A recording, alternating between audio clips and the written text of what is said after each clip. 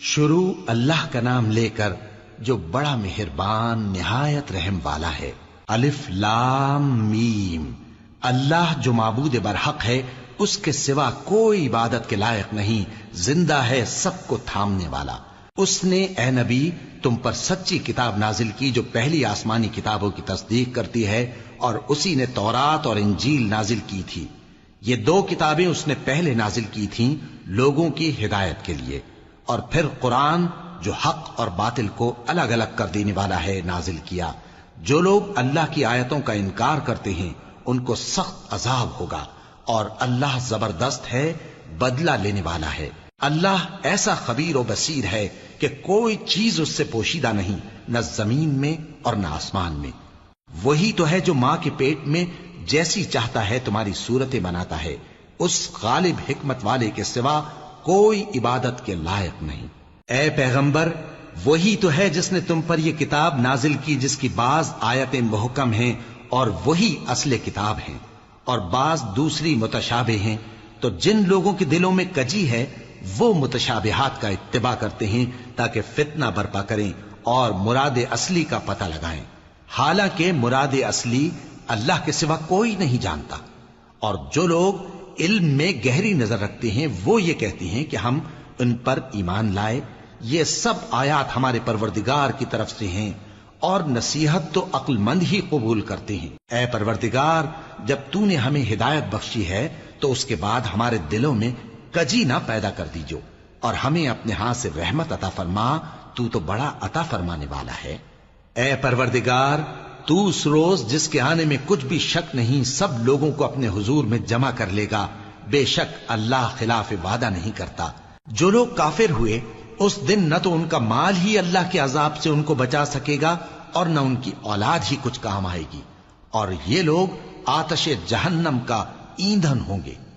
ان کا حال بھی فرعونیوں اور ان سے پہلے لوگوں کا سا ہوگا جنہوں نے ہماری آیتوں کی تکذیب کی تھی، تو اللہ نے ان کو ان کے گناہوں کے سبب عذاب میں پکڑ لیا تھا، اور اللہ سخت عذاب کرنے والا ہے۔ اے پیغمبر، کافروں سے کہہ دو کہ تم دنیا میں بھی عنقریب مغلوب ہو جاؤ گے اور آخرت میں جہنم کی طرف اکٹھا کیے جاؤ گے، اور وہ بری جگہ ہے۔ تمہارے لیے دو گروہوں میں جو جنگ بدر کے دن آپس میں بھڑ گئے قدرت الہی کی عظیم الشان نشانی تھی۔ ایک گروہ مسلمانوں کا تھا، وہ اللہ کی راہ میں لڑ رہا تھا، اور دوسرا گروہ کافروں کا تھا، وہ ان کو اپنی آنکھوں سے اپنے سے دگنا مشاہدہ کر رہا تھا۔ اور اللہ اپنی نصرت سے جس کو چاہتا ہے مدد دیتا ہے۔ جو اہل بصارت ہیں ان کے لیے اس واقعے میں بڑی عبرت ہے۔ لوگوں کو ان کی خواہشوں کی چیزیں یعنی عورتیں اور بیٹے اور سونے اور چاندی کے بڑے بڑے ڈھیر اور نشان لگے ہوئے گھوڑے اور مویشی اور کھیتی بڑی زینت دار معلوم ہوتی ہیں، مگر یہ سب دنیا ہی کی زندگی کے سامان ہیں، اور اللہ کے پاس بہت اچھا ٹھکانہ ہے۔ اے پیغمبر، ان سے کہو کہ بھلا میں تم کو ایسی چیز بتاؤں جو ان چیزوں سے کہیں اچھی ہو؟ سنو، جو لوگ پرہیزگار ہیں ان کے لیے اللہ کے ہاں باغات بہشت ہیں جن کے نیچے نہریں بہ رہی ہیں، ان میں وہ ہمیشہ رہیں گے، اور پاکیزہ بیویاں ہیں، اور سب سے بڑھ کر اللہ کی خوشنودی۔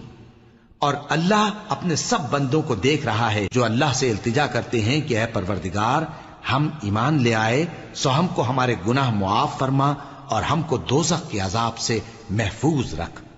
یہ وہ لوگ ہیں جو مشکلات میں صبر کرتے اور سچ بولتے اور عبادت میں لگے رہتے اور نیکی میں خرچ کرتے اور اوقات سحر میں گناہوں کی معافی مانگا کرتے ہیں۔ اللہ تو اس بات کی گواہی دیتا ہے کہ اس کے سوا کوئی معبود نہیں، اس حال میں کہ وہ انصاف کا حاکم ہے، اور فرشتے اور علم والے بھی گواہی دیتے ہیں کہ اس غالب حکمت والے کے سوا کوئی لائق عبادت نہیں۔ دین تو اللہ کے نزدیک اسلام ہی ہے، اور اہل کتاب نے جو اس دین سے اختلاف کیا تو علم حاصل ہونے کے بعد آپس کی ضد سے کیا، اور جو شخص اللہ کی آیتوں کو نہ مانے تو اللہ جلد حساب لینے والا ہے۔ اے پیغمبر، پس اگر یہ لوگ تم سے جھگڑنے لگیں تو کہنا کہ میں اور میرے پیرو تو اللہ کے فرمانبردار ہو چکے، اور اہل کتاب اور ان پڑھ لوگوں سے کہو کہ کیا تم بھی اللہ کے فرمانبردار بنتے اور اسلام لاتے ہو؟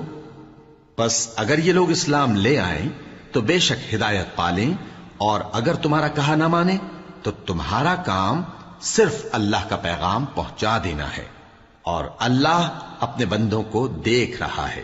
جو لوگ اللہ کی آیتوں کو نہیں مانتے اور انبیاء کو ناحق قتل کرتے رہے ہیں اور جو انصاف کرنے کا حکم دیتے ہیں انہیں بھی مار ڈالتے ہیں، ان کو دکھ دینے والے عذاب کی خوشخبری سنا دو۔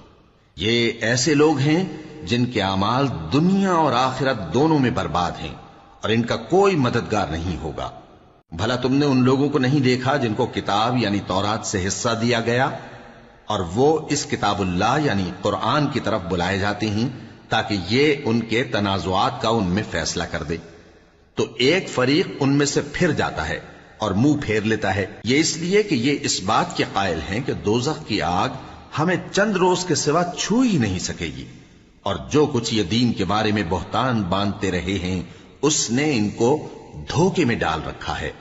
تو اس وقت کیا حال ہوگا جب ہم ان کو جمع کریں گے، یعنی اس روز جس کے آنے میں کچھ بھی شک نہیں، اور ہر نفس اپنے اعمال کا پورا پورا بدلہ پائے گا اور ان پر ظلم نہیں کیا جائے گا۔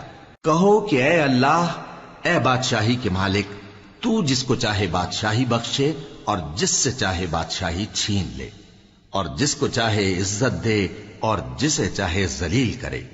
ہر طرح کی بھلائی تیرے ہی ہاتھ ہے، اور بے شک تو ہر چیز پر قادر ہے۔